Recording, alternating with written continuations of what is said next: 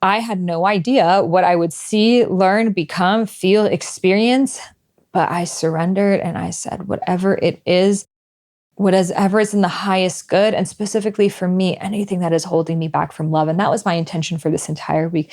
Anything that is holding me back from experiencing true love in this lifetime, I'm willing to see it, face it, and experience it. Trust flows, surrender, let go. Trust flows, surrender, let go. Trust flows, surrender, let go. I'm the one I've been waiting for. Welcome back to the Highest Self podcast. My name is Sahara Rose, and on this podcast, I've been rocking for almost 8 years now. I like to take spirituality, matters of the heart, matters of the soul, those big picture questions, and kind of bring it down to earth a little bit. Or maybe we keep it up there. We'll see which way it goes. But one thing is we keep it fun. That's for sure. And before we drop into this episode, be sure to hit subscribe wherever you're listening to this podcast. That is the best way to stay up to date on the latest episodes. We've got this in video format, so if you're just hearing my voice, be sure to also watch our fabulous outfits on video as well on Spotify, YouTube, or the Apple Store. This is the best way to stay in the flow with future conversations and also allows the podcast to reach more people. So hit subscribe so I can keep vibing with you on all future episodes. Now let's get into this one. So I just got back from spending 2 weeks in the Sacred Valley of Peru, where I have gone deeper than I ever have my entire life. I wasn't even sure if I would make a podcast about this because this topic is so sacred and deep, personal, sensitive. And if there's one thing I've learned in my lifetime, is that the experiences that I have moved through are not just for me, but they're for me to go into first personally, but then to, when I find my way on the other side, share the wisdom, the messages that I've received. And my gift is my communication, my ability to put words into these intangible things that you may have also really felt and experienced as well. And it just shows how interrelated the human experience is. These themes are universal. These archetypes are universal. We're all moving through these ebbs and flows in life. And sometimes we feel so alone, like we're the only ones, but know that whatever you are experiencing and feeling, at one point, every human on planet Earth has felt that at the same time. That sadness, that grief, that despair, the confusion, but also the joy and the love. We've all felt these emotions, and we feel sometimes we're the only one because we're attached to our unique story around it, but it's actually the feeling that we're either running from or searching for. So before, like, we're already in it, we're in the container. Guys, I just came back from 3 ceremonies. I sat with Grandmother Ayahuasca and 2 days of Grandfather Huachuma San Pedro. So before I get into it, this is my medical claim that I am not a doctor or a physician.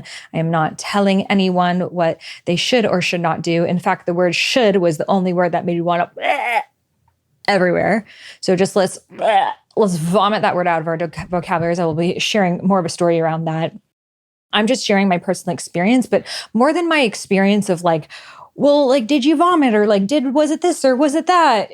It's not so much about like what it was, but it's about the lessons. And as someone who has written books, I have 4 books out there, 3 of which Deepak Chopra wrote the foreword of. I'm here to share wisdom and knowledge with you. And what the medicine showed me was not just for me. And the specific group of souls that I impact through this podcast and through my work were a really specific frequency of people. We're a frequency of people that are heart-centered, that are joy-based, that play and laugh, but are also really deep and ancient. And many of us have reincarnated from ancient civilizations with this indigenous wisdom within us, that we remember the ways of the womb, the ways of the earth, the ways of women coming together, men also coming together, us being in tribe and circle and dance and harmony and music and co-creation and living in alignment with the seasons and cycles. It's a very specific frequency of people who I resonate with. So if you're here Some of these messages may be for you, like a buffet, take what serves you and leave apart what doesn't. So I know the questions, where they're going to start. What was the experience like? So let's get into it. So I'm going to be real with you guys. I was very resistant, especially to ayahuasca for many, many, many years. If you guys have been listening to my podcast, it was like something that I was like, maybe one day I would sit with, but it was not something I was calling in. If anything, I was deeply afraid of it. I was afraid of losing control. And I was afraid of feeling something scary, something dark, feeling sadness. I was especially afraid that it would take me into my grandmother's forced child marriage and that I would have to relive that, which sounded like the scariest thing ever. So I actually first sat with ayahuasca, but it was like in a different kind of ceremony. And it was like a lower dose of the ayahuasca in combination of other plants a little bit more than a year ago. And that was my first experience with her. And when I felt her energy, I'm going to say her because it has its own consciousness. You know, every plant has its own consciousness. You can talk to the consciousness of the rose. And the rose will teach you about beauty, but also boundaries of the thorn. You can speak to the consciousness of Damiana, which will teach you about pleasure.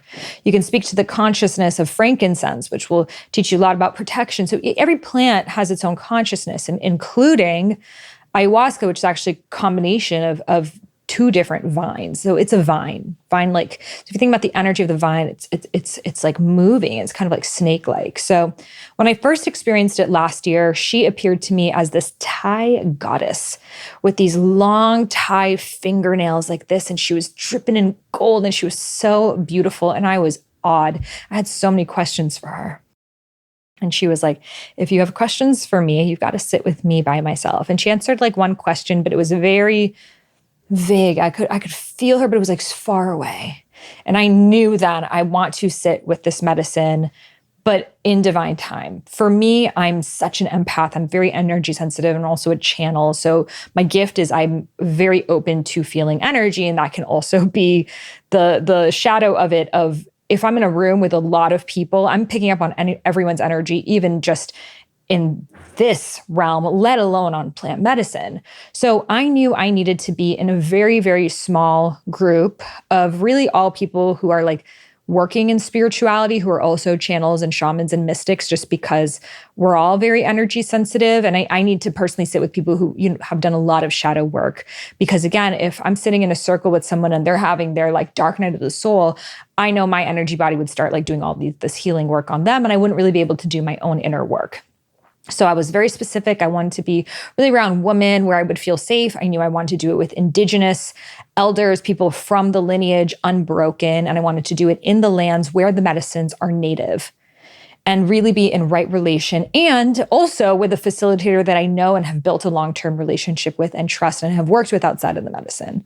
So I had a lot of speculations. And I say this because everyone's journey to the medicine needs to be specific to them.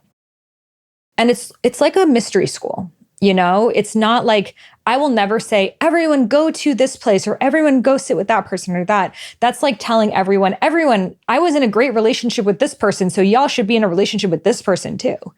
Who I might be in the best relationship with might not be who you would be in the best relationship, and vice versa. And, different stages of your life, it may be different people in different circles. So I also believe that if you are called to the medicine, it's your journey of finding the medicine that prepares you for it. So if you've never done inner work, especially deep shadow work is going into your subconscious. It's going into your fear, your anger, your shame, your disgust, your greed, all of the things you dislike about yourself, owning the parts of you that are what you don't like in the world, and sitting with the childhood traumas, ancestral traumas, past life traumas that are passed on intergenerationally and show up in patterns in our lives until we are brave enough to address them and go to the bottom of them. And without any medicine, that's the spiritual journey right there. To look at everything showing up in your life and really start to get curious and ask why.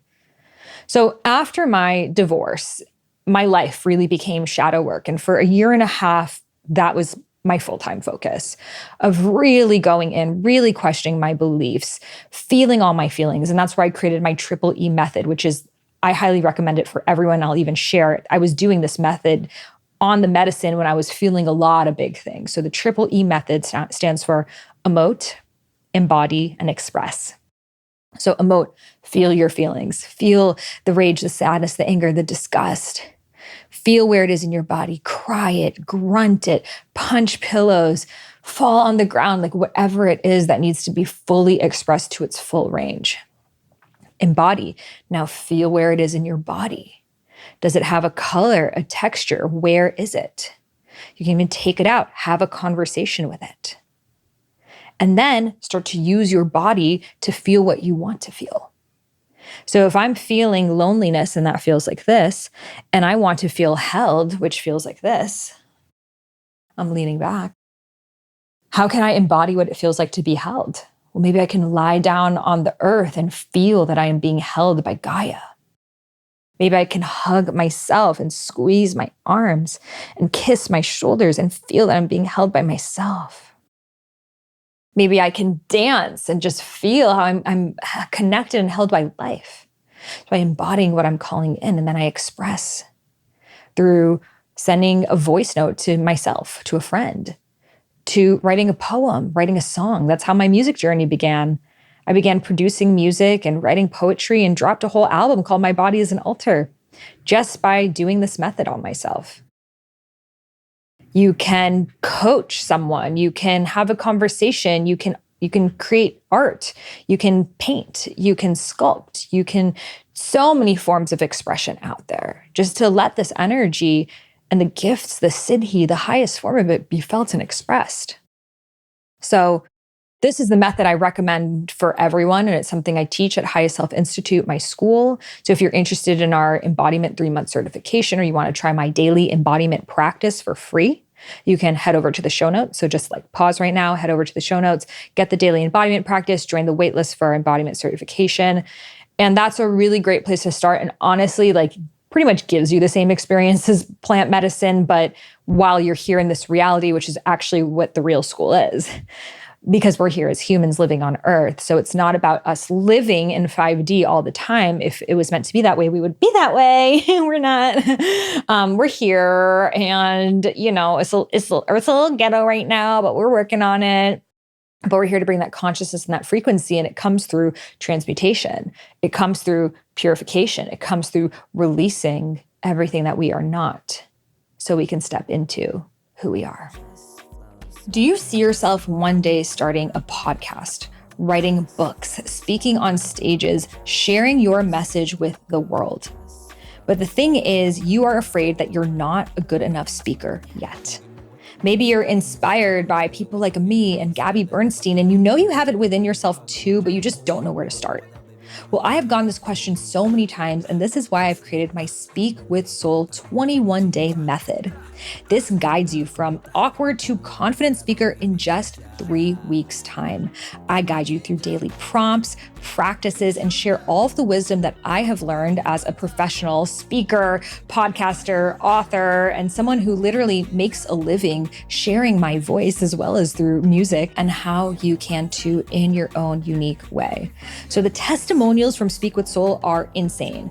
I have seen people literally be hired to host their own radio shows.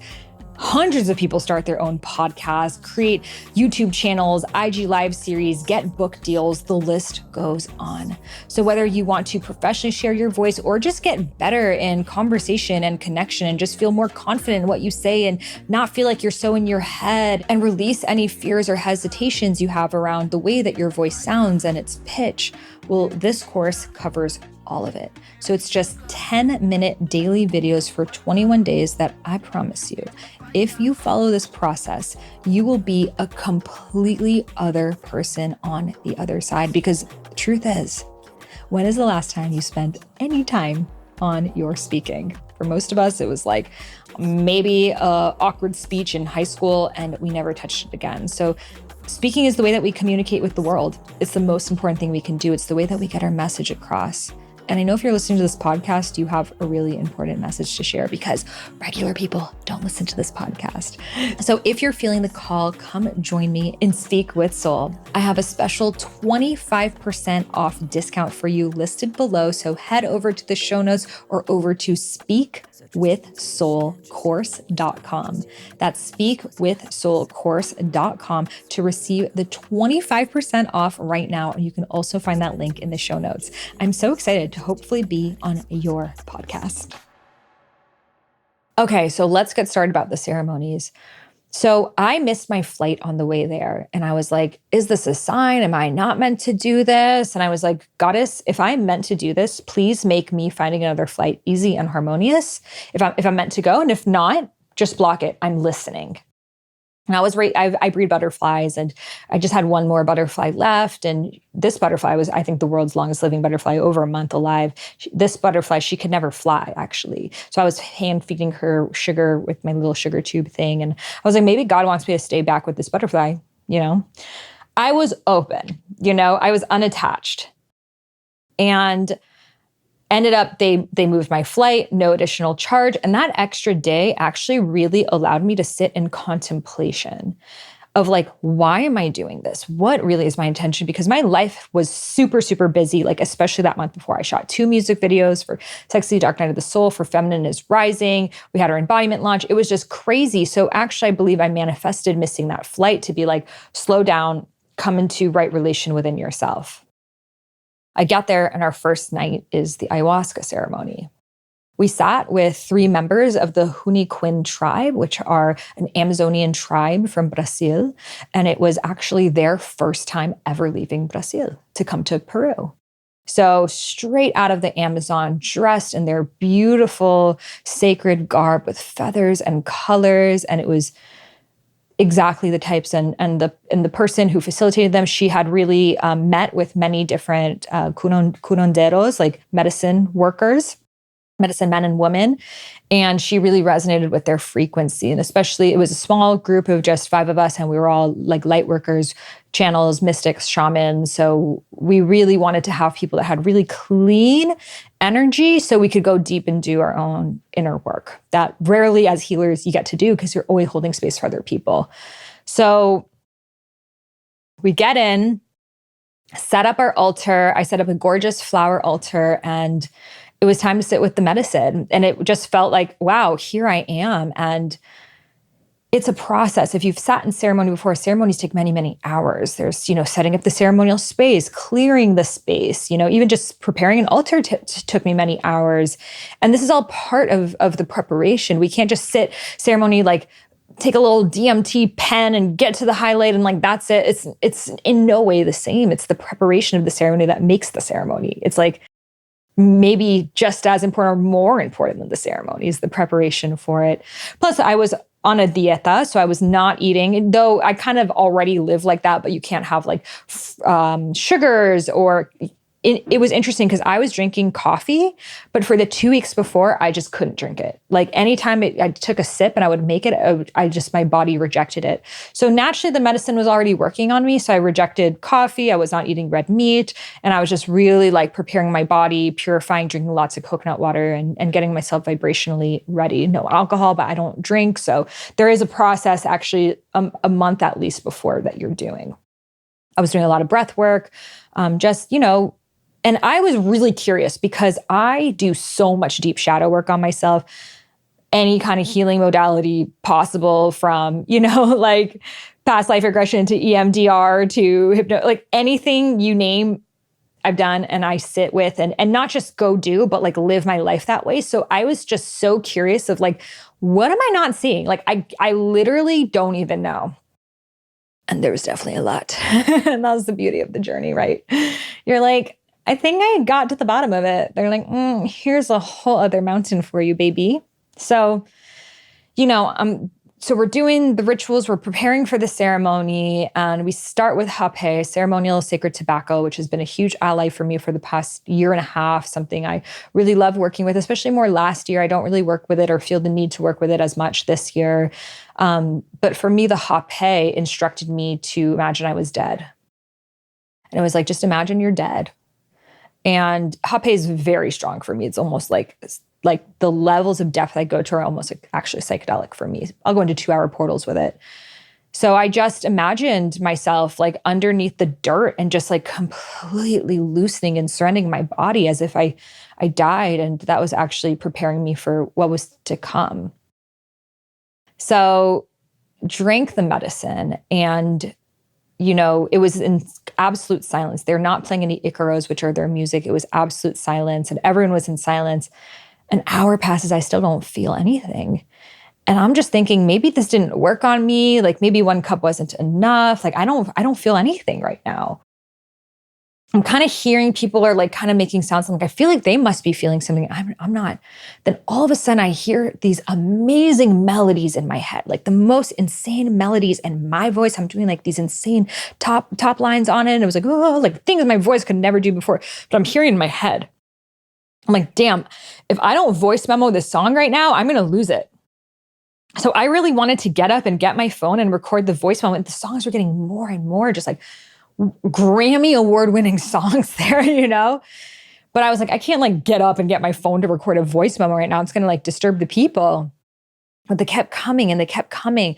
And then I could feel like I started kind of entering into this different realm. And it showed me like the inside of a train. And like the inside of a train, it's like a conductor, like everything is interconnected. It's like these different shapes. Like there's like that spiral thing and that's connected to this long thing that moves back and forth like this. And that's connected to something else. And it's like it's like mechanics, like all parts of it are interconnected. And it showed me how one person triggers a dark night of the soul in you. And that creates your awakening to lead to you becoming who you're meant to become. And you will trigger a dark night of the soul in someone else.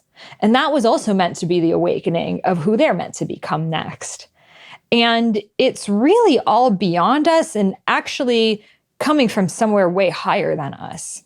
The way that we trigger and trickle with each other is in a divine, perfect math. So I'm seeing the cause and effect of everything in the universe. Someone says one thing to you, the way it affects you and the way it affects them, and just how divinely timed and perfect it all is. And then they start playing the Icaros, and I'm seeing this force field that they are actually creating over us with beautiful sacred geometry. And it is like a math. And they could see, and I could now see the realm of where there were like little holes in it. And they would like play the music and the frequency to go into that hole and like really create this beautiful protective force field for us. So I'm seeing the ways that all of our energies are swirling in this space that we're creating. And the music in my mind is getting more and more like insanely beautiful, but it starts to tell me these uncomfortable truths about myself through music and rap. And it was like the most insane thing. So it freestyle rapped and sang to me for the next 5-6 hours, which is so interesting because everyone's experience is so different. And it's like, both my consciousness and the medicine together knew the way that it would like resonate with me the most was to make it like literally into a hip opera. So it was like, and it was funny. Like it was like, it would tell me the most uncomfortable truths about myself, but I would start laughing because I was like, damn, like you are right. And she had this like Black mama energy to her. And my great grandmother was Ethiopian and really had her frequency to it. And loving, but humbling, and just telling me. And really the big theme of that medicine journey for me was about loving my 11-year-old girl. And 11 years old was the year for me where I felt the fattest, the ugliest, the most awkward, the most unloved. It was a year where my parents were fighting a lot, and also a year where I had a huge crush on this boy and he never liked me back. And it was this like unrequited love. And the reason why I felt like he didn't like me back was because I was too fat and ugly and hairy and Middle Eastern and, all of the things. And she really showed me that the only way you can really have someone love you fully, the love that you are desiring, is for you to love that 11-year-old girl. But if you're constantly telling that 11-year-old girl, subconsciously, oh, you got to lose weight. Oh, you need to wax. Oh, you need to wear makeup. Oh, you need to wear this, dress like that, be like this, be like that. It's telling her that she's not loved as she is. And I was going through a conflict with my mom at the time because she comes from Iran and doesn't love the way that I present myself online sometimes, especially in my music videos, and just comes from another culture and another time. And it was really challenging for me because I love my mom so much. We were like besties growing up. And it's like, I really want her to like side with me and love everything that I'm doing and like be my most supportive ally. And it's been this hard thing of I'm stepping into this new version of myself where I feel more liberated and free and expressed.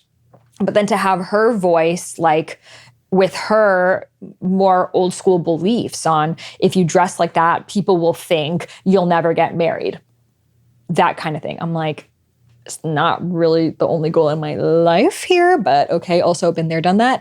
It's not really all what it's panned out to be, you know? But anyways, so I was in this hard time with my mom of like, why doesn't she understand me? Why isn't she supportive of me? Like, I'm being my full expression, and she wants me to be this like prim little like country club, like Persian sweet wife with like no voice.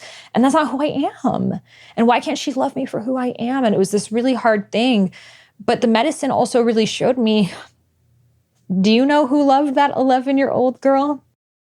Who thought the world of her? Who dedicated her life to that girl? Your mother. And as much as you might not be seeing eye to eye right now, the love that you are desiring, that love that you are craving, that unconditional love is only the love of a mother.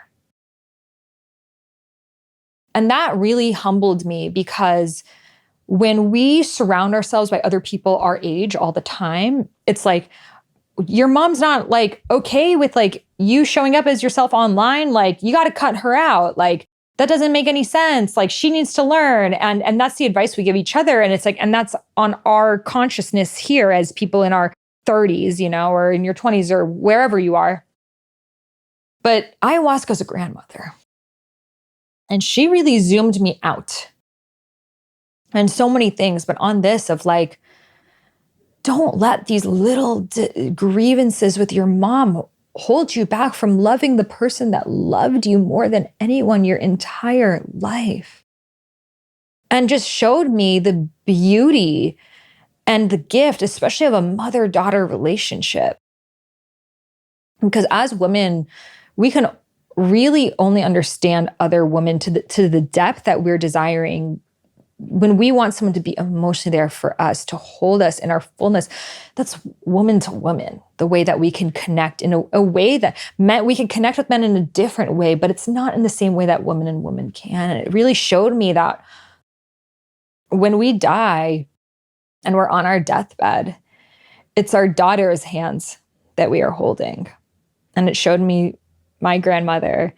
And when she passed away a few years ago, she was holding her daughter's hand. And one day it will be me holding my mother's hand. And these grievances that we hold on to so much of, why won't you accept me? Why won't you? It's like, these things are all a human constructs, right? I need to be heard. I need to be accepted. I need to be understood. It's like on a deep soul level, even if your mom doesn't approve of what you're doing on the human, she loves you on a soul level. You are her. And until we can really receive the love of a mother, we can never receive the love of a partner. Because the love of the mother is the truest, most eternal love. The mother is literally life, giving life back to life itself. The mother is the mountain from which the children are born from. The children only know her as nourishment. She is God. She is the sustenance of life. As a mother, you are God. Your mother was your God. Your mother was the milk that you drank from, the womb that you were created from, the first person who you wanted to hold and hug her leg when you were scared was your mother. And yes, her human side may not see everything, not have the best tools and the best communication, and be in her fear body or in her scarcity or in her wounding and her trauma, and life takes a toll on us all. But your mother loves you more then you can understand what love is, even if she can't say it, even if you're not in communication. And then until you have children, you will never understand the love that your mother has for you. And that was the biggest message I received from ayahuasca. And it just humbled me so deeply. And after that, I just, sent a voice note to my mom, and I was just moved in tears. And I'm just like, let's just put this behind us. Like, I will be the one holding your hand on your deathbed. Like, know that I will never leave you and I will never abandon you. And so many of our mothers are so scared of that. So many of our mothers feel like they got the short end of the stick of being there for their moms so much, but then who's there for them? And a lot of our mothers, they see us and we live our own lives and we leave and they're happy for us, but they're also like, who is going to be there for me when I'm old? And our American culture has made us so hyper-focused on getting ahead and productivity and individualism. And our relationships are actually the most important parts of our lives. And that really brought me into the main message of Wachuma San Pedro. So San Pedro is a cactus, a straight up fierce cactus, and it's really known for restoring right relations. It's like family constellations work. It's very connected to our ancestry. It's considered grandfather medicine.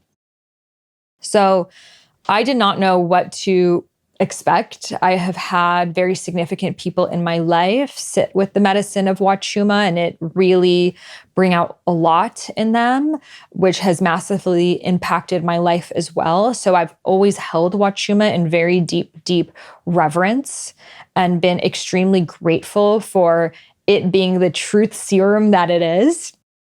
And also I've seen people's lives, and same with ayahuasca, like their lives entirely change, like who they are entirely change. And I had no idea what I would see, learn, become, feel, experience, but I surrendered and I said, whatever it is, whatever is in the highest good, and specifically for me, anything that is holding me back from love. And that was my intention for this entire week. Anything that is holding me back from experiencing true love in this lifetime, I'm willing to see it, face it, and experience it. The ayahuasca showed me my inner child and the ways that I had a severed relationship with my mother, all restored that night. Another important message the ayahuasca shared with me that I will be implementing and have already started implementing on social media is to go days without wearing makeup, especially here on the podcast and on social media. I just got back from 2 weeks from Peru, which might I say were probably the most life-changing weeks of my life. And the biggest thing I took away from it are the power of plants. Plants have their own consciousness. They are working with us, and we can create anything we desire in our lives with the allies of plants. And I'm not just talking about plant medicine, but everyday herbs. But we have to have organic, wild-crafted, and sustainably harvested plants and herbs to reap the most benefits. And this is why I love Anima Mundi Herbals. So it's founded by Costa Rican herbalist and a personal friend of mine who's been on the podcast, Adriana Ayales. They're made in an FDA and SGMP certified facility, all organic, wild-crafted, sustainably harvested with zero binders, fillers, or flow agents. My personal favorite that I actually brought to Peru with me are the rose, which is literally organic rose petals grinded up. So I love adding it to teas, smoothies, like anything. I've been really working with the energy of the rose, which is all about the divine feminine. Mucuna, which is a dopamine bean that increases happiness in your brain. And their cerebral tonic, which really helps with cognition. So I highly recommend giving them a try. And they have given podcast listeners an exclusive 15% off. So head over to animamundiherbals.com and use coupon code Sahara for 15% off.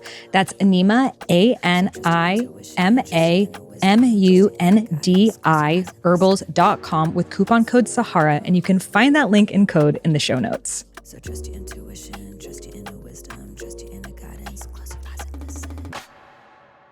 After my divorce, I, was moving through a lot of grief and sadness and tears. It was a sudden divorce and based on his infidelity, and really just rocked me to my core. And something that helped me get through it was to, even though I like felt so bad, I'm like, I'm just going to look amazing. I'm going to put on a cute outfit. I'm going to like do my hair. I'm going to go to a dance class. I'm going to like, do these things to boost my mood. And it really helped. And the podcasts of last year were really about that energy of stepping into your main character energy, being your dream girl. And, all of a sudden I'm traveling and I'm DJing and I'm falling in love with myself and my beauty and my radiance, especially in ways that I could not show up before in that marriage. And that was a huge part of my healing journey. And everything has cycles and seasons. And it showed me the next phase of my journey is just coming back to earth, coming back to nature. And so the first thing that she told me was just don't wear, first of all, filters. Sometimes I would do Instagram stories, and when you don't have makeup on, you use the filters, the beauty filters that soften your skin. She was like, that is literally putting an AI version of you out into the world. It's not even what you look like. So immediately, no more filters. And I go on my Instagram stories the next day, hair messy in the braids post Aya. And I shared on my Instagram stories that we need more realness on social media. We need more realness in the world. And we are covering ourselves with filters, with makeup, with all of these masks that people cannot see who we truly are. And so I am committing to showing up with no makeup on and no beauty filters on and showing you my real, true, God-given face. And the response I received from that was so incredible because when one woman does it, it gives other women that permission slip, and the ripple effect is so real. So since then, most of my social media posts that you see, I've been writing a lot of poetry in Peru, and I would just record poems or go on hikes and have downloads, no makeup, no hair. Like right now you can see I put some braids in my hair to spice it up, but it's my, more wild woman hair. I do have a little bit of makeup on, but my solocast, the next one I'm going to do, I'm just going to wear zero makeup on. And that is my stand that I'm listening to the medicine, and we'll do solocasts with no makeup on as well. Because I believe it's important for us to find beauty in both. We can find beauty in dressing ourselves like goddesses and doing our hair and makeup and the ritual and the adornment of that. And that's a healing part of our journey. But then if we're afraid of showing our face with no makeup on, no filters on, which a lot of us, myself including, fell into that trap of, well, now people think I'm always like this. So if I'm not like this, then what? Then people are going to think I'm ugly. The comparison of me with the filter or without the filter is so drastic, or you think in your head is so drastic. So I can't now. And so many people I've seen on social media I've never even seen what they look like without a filter on, let alone makeup. So I'm committed, and I have been for the past few weeks, sharing with no makeup on, wild woman messy hair. And my invitation is for more women to join me, for more of us to share what our true selves look like. Because what are we doing this for? Like, if all we're doing is putting on makeup to attract a man, and we attract him, but it's when we had all this foundation on and eyelash extensions and lip fillers and Botox and, all of the things that we often do. Let's say you attract a man who resonates with that. Well, now you have to keep it up, or so you think, and he never got to see your real beauty. And also just, it showed me, it's like, and I've never gone that route of doing like the fillers and all of that. But she showed me, some prominent people in our celebrity consciousness. And one of them I'll mention, Kim Kardashian. And it's like, look at the vibration of men and relationship that she has attracted. Men that only want for her beauty. Men that do see her like a Barbie.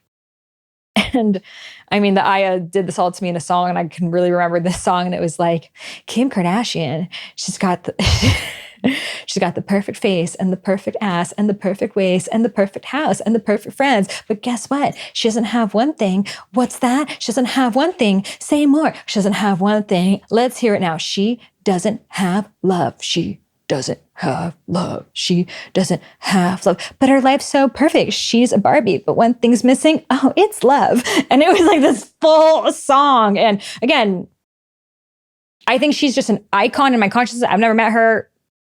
I'm not saying, but what she represents in our collective consciousness is this culture. It is this culture of, well, I'm just going to get more beautiful and more perfect. Like even on their show, they are using beauty filters on the show, on top of professional hair and makeup and all of that. And then all the plastic surgery, like apparently she has like a 19-inch waist, which I don't even know what that means, but think about the number of times she's gotten liposuction to get herself to that. Your waist, your stomach, your womb stores your organs, your livelihood, your liver, your kidney, your colons. Again, your womb, it's what creates life. Why must we pretend that we do not have wombs to be loved when the womb is love? The womb is where we all came from, but we're like supposed to pretend we don't have them. Like, do you see how this is erasing ourselves and our femininity? We're told that that is what it is to be feminine when it's actually the most masculine consciousness of all. This consciousness of perfection, this consciousness of nip, tuck, and it needs to look perfect all the time. It's a very distorted masculine consciousness. And we women, we are buying into it because we think or are told that that's the only way that we will experience love. If we're thin enough, clear enough skin, big enough ass, small enough waist, big enough lips, long enough eyelashes, smooth enough skin, all of the things. If you're not one of those things, oh, that's why. That's why you're single. Oh, that's why he left you. Oh, that's why he cheated on you. Oh, that's why he's not interested in having sex with you. It's because of you. It's because you're not perfect enough. Don't you see? You're 5 pounds too fat. Don't you see? Your hair's too frizzy. Don't you see? Your skin's not clear enough. Don't you see? You need to fix that. How are you going to keep him engaged? That's what the culture is trying to tell us, and not our culture, but the mainstream culture.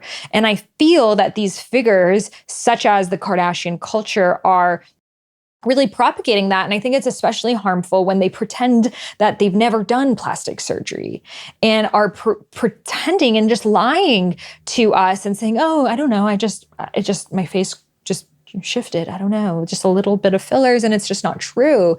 And I think do whatever you want to do, but be honest about it at least. And for me, and again, I can only speak to my own personal experience, and something I really gained from this is for us to really attract true love, we need to let our true selves be seen. If we want a relationship, we need to be real. Because if we present ourselves like a Barbie, you're going to be attracted to a man that wants a Barbie. And guess what? You play with Barbie a little bit and toss her aside. She's not that important. And guess what? Barbie finds Ken. And they both play these little roles out. Oh, you look like the beautiful, thin Pilates wife. Oh, great. You look like the 6'5", blue eyes, finance with a 6-pack.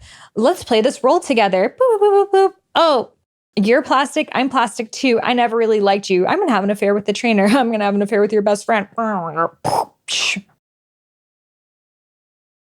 that really what we're trying to play out here? That plot line's getting a little boring. And I don't think we want that, and we feel, well, if I just get better, and if I just get better, I'm going to attract this better relationship. It's not about getting better. It's about getting realer. Because if you think it's better, you're just going to attract someone that just wants better. And then they'll want betterer and betterer and betterer and betterer. And you'll never feel like you're enough, because they never feel like they're enough, because someone that just keeps wanting better doesn't feel like they're enough as they are. But when you can love yourself at your realness, at your fullness, at your wrinkles and your frizz and your armpit hair and your whatever the thing is, and you get to decide what that is for you, you will attract and be in calibration with someone who's accepted that. And I feel so many of us, we feel alone in our relationships because we put on this facade. We put on this facade at the beginning to win him over. I'm going to only show the parts of me that I feel that you will like. So I'm going to be your dream girl. I'm going to read you and understand everything you said and what I think that you like about women. I'm going to be that. So I can seal the deal, get you to propose, get the ring, and then walk down the aisle. I'm in the house. I'm good. I'm set for life. Now, oh, I'm actually a witch. Oh, now actually we're free bleeding with the new moon. Oh, actually now I'm going to Peru and sitting with ayahuasca. And he's like, what? this is not who I married. And she's like, yeah, this is actually who I was underneath it. I just did the little Pilates housewife country club game so I would get the ring. Now I'm going to sell it for herbs. He's like, I'm not signed up for this. Fight, divorce, dark night of the soul, but make it sexy. So we can play out that timeline, or we can, if you're single, just start being more of yourself. Start being your full expression, because you want a relationship where you feel seen, where you feel heard, where you feel met, where you feel understood. That's really sexy. But how are you going to get that when you're not seeing, hearing, or understanding yourself? When you don't even know who you are, when you have covered yourself in masks, when you can't even make eye contact with yourself in the mirror unless you're wearing makeup? Can you stare at the part of your body that you hate the most until you love it every single day? My practice last year, every single day, because I, for 15 years of my life, would wake up and look at my stomach and be like, ugh, you're so fat. I'd have a good day if my stomach was flat, a bad day if my stomach was bloated. And I started that maybe when I was 11 years old till like my mid-20s. Obsession with my stomach. Because I grew up in the Britney Spears midriff era where you had to do 1,000 sit-ups a day apparently to look like Britney. And that's just like not how my body is designed. Like I just naturally store fat on my body, and I have curves, and I'm a woman. We have that, especially on our womb spaces, because it keeps our womb safe and healthy. So what I would do is I would just look in the mirror and I would just rub my lower belly and love on her and touch her. And sometimes it'd be confronting. Like I would like want to wear something like high waisted so I wouldn't have to like see my whole stomach. Do you know what I mean? When you like try to hide your lower pooch from yourself. And I'd be like, pull it down, really look at the lower pooch, love the lower pooch. And it's an ongoing practice for me, you know, because I'll still sometimes find in my mind when like my stomach looks like more flat and I'm like happier with myself. And I'm like, are we back on the Britney programming? That we see that did not serve her or anyone in the Mickey Mouse Club. So we don't want to do that. But it's so ingrained in us. It's so ingrained in us. So I find myself like deliberately practicing looking my belly in the mirror and loving her. For some women, it's their thighs. For some women, it's their arms. For some women, it's their breasts. For some women, it's their butt, their face, their skin, whatever that thing is that you're insecure about. Putting that at the altar of your life and loving her more than anything and finding things that you can love about her. Now, I think chubby bellies are cute. I'm into the Venusian goddess look. Like, you know, those like Renaissance paintings where she's like lying on the couch with like one titty out, like rope draped everywhere. And she's just like eating some fucking grapes. She's got rolls, sexy. That's what I'm calling in. And if my man doesn't like that, it's not gonna work. Because I want a man that loves a real feminine, natural woman, because that's who I am. But if I, get myself to get down to like 18% body fat and ripped and all the things, and I attract a man who's attracted to that, now I'm stuck in that matrix, So really the medicine was showing me, be your real self, because I do believe we have soul contracts with people who are meant to do this dance with, soulmates in our lives, partners, but they can't find you if you're covered in makeup, if you're dressed a certain way, if you have filters on. He won't be able to feel your soul. And for me, it really made me clear of like, the man that I'm calling in is the man of the earth. Like every time I've done any kind of psychedelic, starting when I was 23 years old with mushrooms, when I look at my face in the mirror, I see this Amazonian woman. Like that is my highest self. That is my soul self. And other people on psychedelics see that in me too. And I always have these long braids, like down to here with like tribal paint on. And I'm like this Amazonian chief.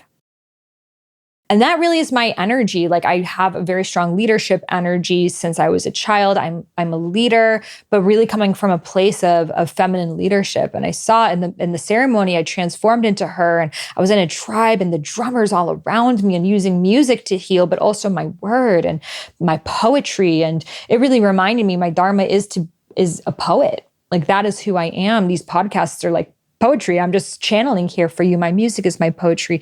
My teachings are my poetry. I'm here to take the intangible of life and transmute it into beautiful words so they can permeate into your consciousness and you can have the experience that you're here to have with it. That is my gift. This is my dharma is this spoken word. And it really reminded me of that and also allowed me to see my highest self. And when you see that, you're like, why would I ever try to cover myself up or look like something else or follow these trends when I am so uniquely designed? And we all have that. And you don't need plant medicine to discover that. Just sit in stillness. Since coming back, I have sat in so much stillness. I just crave it. Like I took an Uber the other day. It was an hour drive. I just sat in silence in that car. I used to never do that. I used to always felt like I needed music on or something, do something on my phone. I just sat there, I looked out the window and it was beautiful.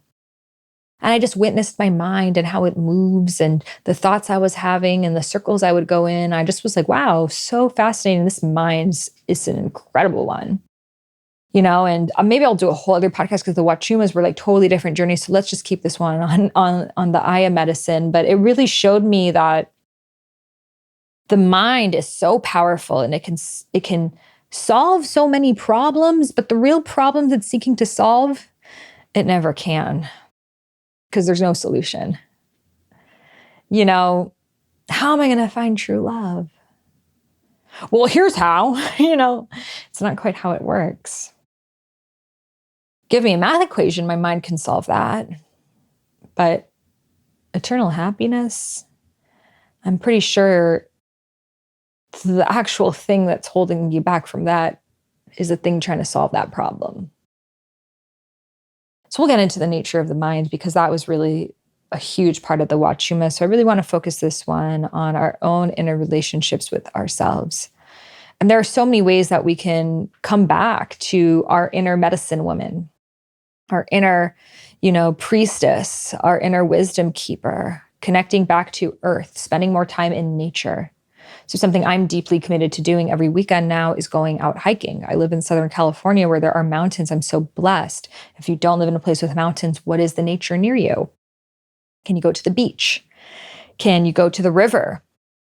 Can you go to the forest? Maybe you have to drive a little bit to get there, but going to untouched places of nature and just walking. No phone, no nothing, just walking in silence and hearing the sounds of the nature is the most psychedelic experience you can have. And I guarantee you, just by doing that, if you commit to doing that, going by yourself, not with a friend where you're talking the whole time. If you go with a friend, both commit to being in silence together. Maybe you walk a little bit 5 feet apart too, so you're in your own experience. When we were with the Wachuma, we were hiking 12 hours a day. It was very powerful. And with ayahuasca, you could not hike because it's very inner. But with the Wachuma, it's more like you're really just like here in this reality, but with like way deeper thoughts. So being in nature is the best way, I believe, that we can all begin this, and then using more herbs in our lives, herbal teas and blends. There are so many beautiful ones out there that we can start working with. We're working with plant allies. We were really working with the medicine of the rose, the medicine of beauty, of the sacred feminine. And it's so funny because my friend who was facilitating, she was on a rose dieta. So for like many weeks, she was in silence and on a very, very strict diet that when you're on a dieta, you're not having anything with like salt. You're only eating like rice and like beans pretty much with no salt. It's extremely strict. And you're ingesting this plant several times a day and you're not in contact with anyone for several weeks. She was just working with the rose. And when I saw her on the medicine, she was a rose priestess. Like she was like Mother Mary and Mary Magdalene put together with like this whole rose garb. She had like become the rose. So it shows that these herbs that we work with, they do become part of our consciousness. So the herb that most of us, it's not even really an herb, it's more of a bean that our society works with is coffee. So we all have this like coffee consciousness. And what's coffee consciousness? It's productivity. It's get things done. It's move fast. I think it's a helpful medicine.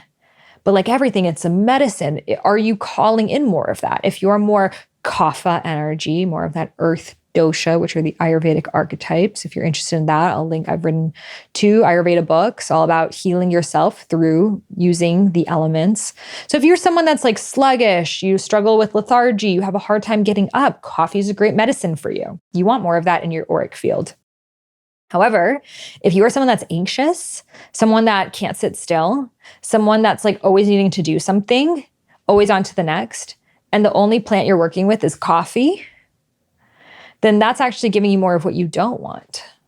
So maybe you want to do something that's like more of a root, bringing you back to earth. So we can work with plants in many, many, many different ways. And also just working with our subconscious, questioning our beliefs, going through the method, emote, embody, express, the triple E method, doing the daily embodiment practice. I'll share my free one below. These are all ways that, the work of the medicine is really how we integrate it. And one thing I'm so proud of for myself is like, I feel very humble in the way that I receive things. So everything that the medicine showed me instantly, the next day, no ego, I'm like, let's do it. You want me to share without makeup? Let's do it. Restore right relations with every member of my family. Let's go in. And that's the beauty of it. And that's where we can get the most of it, whereas I feel a lot of people go into medicine. They're like, well, I didn't feel anything, or I didn't experience anything, or they experience something, but their lives don't change. It's not a quick fix.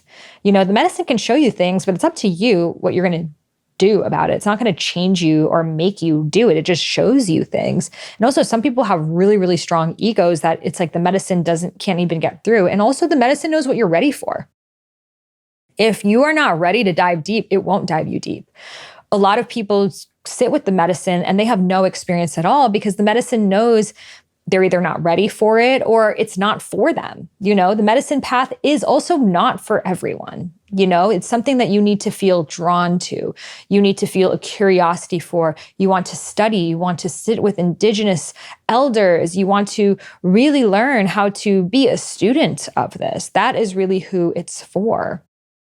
And like everything, it's seasons. There may be a season of your life that you're working deeper with medicine, and seasons of your life that God is asking you to really stay here in this human plane. And this is the plane for you.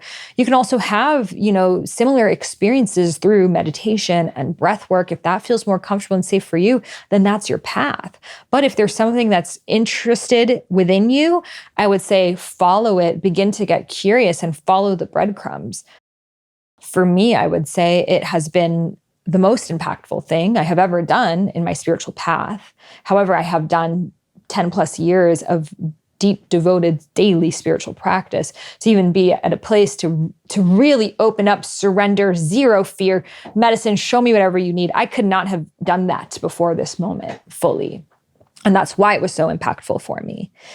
And also that I integrate these things into my life. So it's also really about divine timing. Had I done it right after my divorce, I think it would have been too much, because after a big breakup or something traumatic, it's like our lives are kind of like ayahuasca ceremonies where there's so much happening.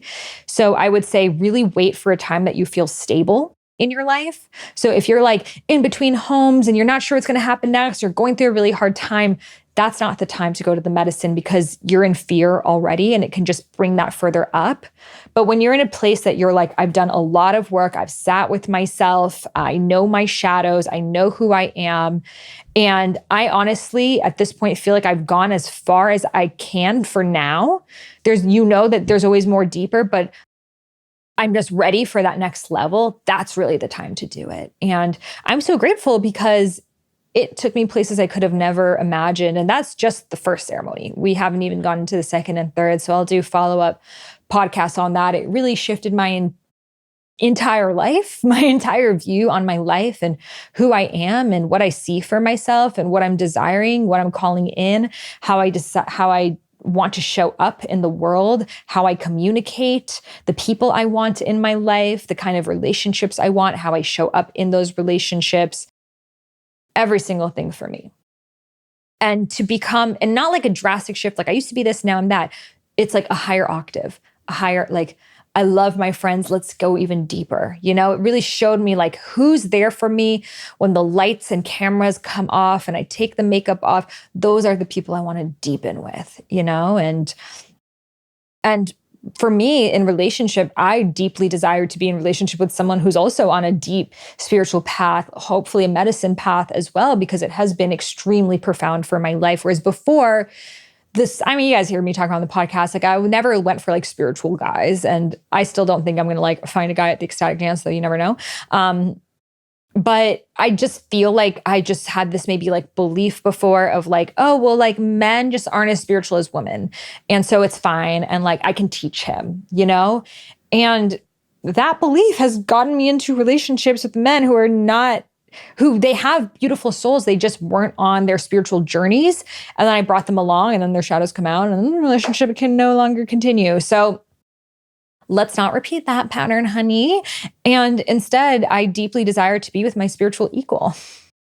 You know, like someone who's on my level of consciousness, who I can have these deep levels of conversation with, who I'm, you know, calling in that one day, have him on the podcast, and we can share his personal journey to getting to this place, his dark nights of the soul, the medicine work that he has done, the fears and limiting beliefs and things that have held him back on his past, and how he found his way on the other side.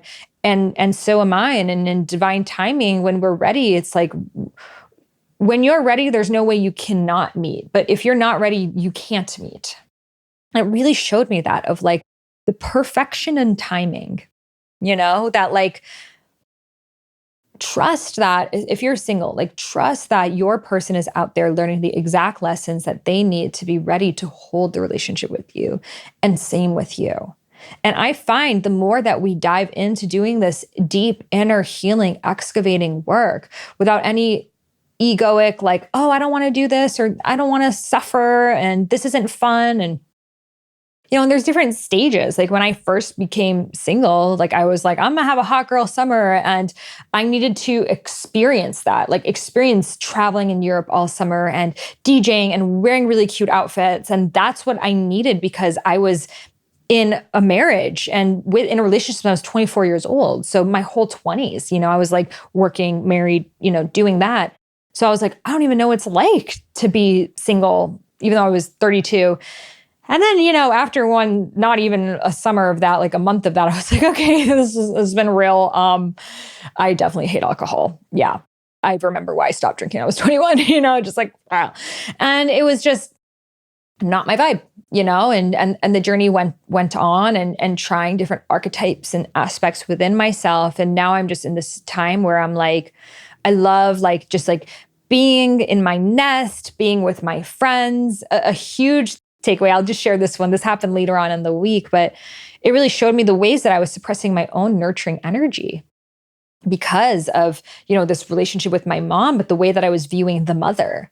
Like I had always seen mothers have to sacrifice themselves for their children, and that they never, especially women in my Middle Eastern family, got to do what they want, got to have freedom, got to travel, got to live their dharmas, because they became mothers very young and, you know, gave their lives to their children. So there was this subconscious programming in me that to be a mother is to give up your whole life. So why would I want to be a mother then?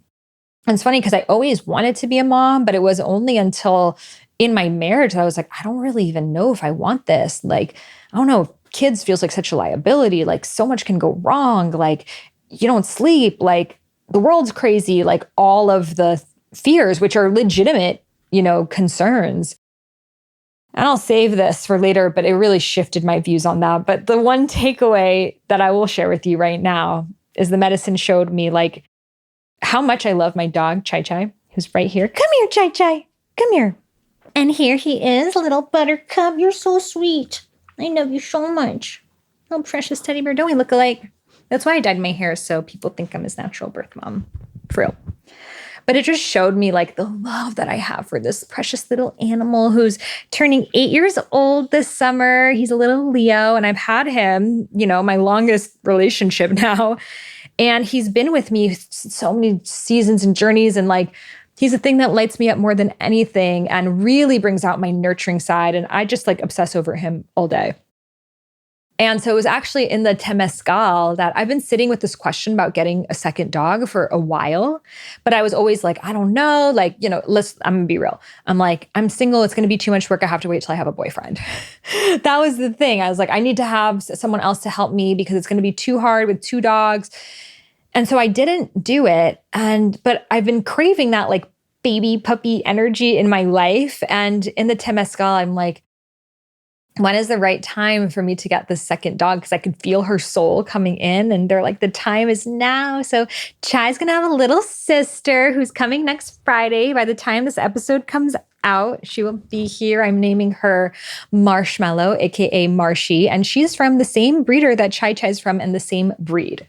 So I'm hoping that they are like cousins of some sort. I'm really hoping that. They weren't sure. But it showed me that I deeply connect to my nurturing energy when I'm with this little pup and when I'm breeding my butterflies and, when I'm making food and all these different things, and to just like reconnect with that side of myself more. Because I feel like as women in this day and age, we, are so focused on our careers and our businesses and doing things. And that's so important. But it showed me I like really mastered that. And it's time for me to like go into my nurturing side. And I feel like so many of us women were waiting for a man to bring us into that nurturing side. Like, oh, I'll be nurturing and soft when I have a man paying my bills. He will have to like soften me, as if it's like someone else's job to do that, or it's even possible for someone else to change your perception of yourself. And it's all an inside job. If you want to experience romance, romanticize your own life. If you want to experience love, be your own best lover. You want to experience softness, allow yourself to soften. And then you will magnetize what you are. So for me, this is going to be a soft girl summer. I'm going to go hiking. It also told me to spend more time at the petting zoo. So I will be brushing some alpacas and with my 2 pups and rolling around in nature and, brewing herbs and, being with my sisters and creating ceremony and talking to trees and healing my womb. I'm going to Guatemala. I'll be studying Mayan womb healing with an elder there. I'm very excited for that. And working with more flowers and plants and sitting with medicine and just like reconnecting with our natural ways as the wild woman and medicine woman and mystics that we are. Lots of more music, lots of more poetry. That is something that is so true and deep to my soul, and just more spoken word poetry as well. I've been sharing on my Instagram, but I write a poem almost every day. I just don't share it. And so I will be sharing more of that side of me as well. I'm sure you can feel the difference in my frequency. I'm still me, but it's just brought me, really back into my roots and deeper into my womanhood. I really feel this evolution, and this chapter has closed of, I'm still a maiden because I don't have a child, but that maiden more energy in me has sort of shifted and evolved into more just womanhood, from girlhood to womanhood, and really seeing myself as the grandmother. And I actually met my future self as a grandmother one day, and it was so,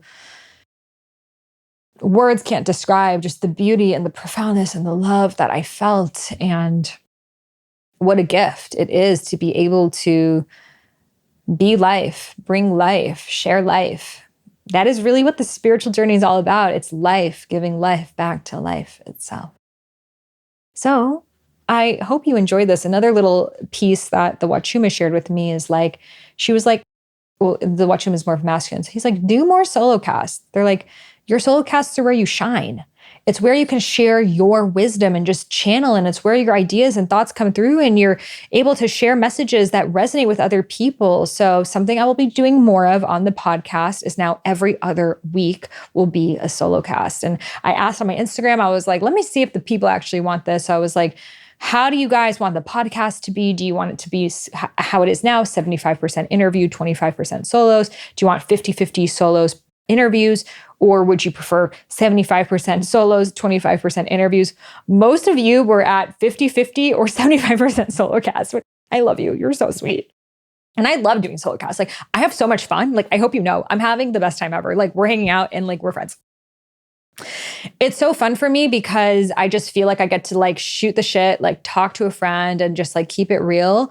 So share with me what you would like more solo casts about. And it would be super, super helpful if you shared it in the little podcast app place. So, when you got your iPhone, you look up podcasts, there's a podcast app, and it's a really easy way to listen to the podcast, by the way. It's also on Spotify, and I'm also on video. If you didn't know that, I wear really cute outfits. So it's on YouTube as well. But as a free gift for leaving a review for it in the podcast app, so you scroll to the bottom, hit review, share with me what you would like solocasts about. So now I'm going to be doing more of them. So share with me what topics you'd like me to go into, questions you have, keywords. We can just vibe on them. I'm really open. I love sharing the space with you. It's so much fun for me. So share with me in your review, share with me what you love about the podcast, any experiences, insights you've had. I'd love to read. I read every single one every week, and take a screenshot of it and send it to me, and I will send you my womb meditation. So this is a meditation to connect to your sacred womb space and receive her answers and ask your womb questions, because we often go outside of ourselves asking about this, asking about that, when our womb knows the way. So it's a free gift for leaving a review. So all you got to do is leave a review on the podcast app, take a screenshot of that review, and email it over to me at sahara@iamsahararose.com. You can find that email and any links mentioned, like my daily embodiment practice, in the show notes. All right. Thank you so much for tuning in, for listening, for holding a safe, energetic space for me to share something that was really, really deeply personal and profound in my life. I know we're a certain group of people that listen to this, so I share things I don't share on Instagram here. So I'm really grateful for you to be here, for you to listen to the end of this episode of just my voice talking for so long. I fucking love you. Wow. And I'll see you next week for the next episode. All right. Have a good one. Trust your intuition, trust your inner wisdom, trust your inner guidance. Close your eyes and listen. Surrender, let go. So trust your intuition, trust your inner wisdom, trust your inner guidance. Close your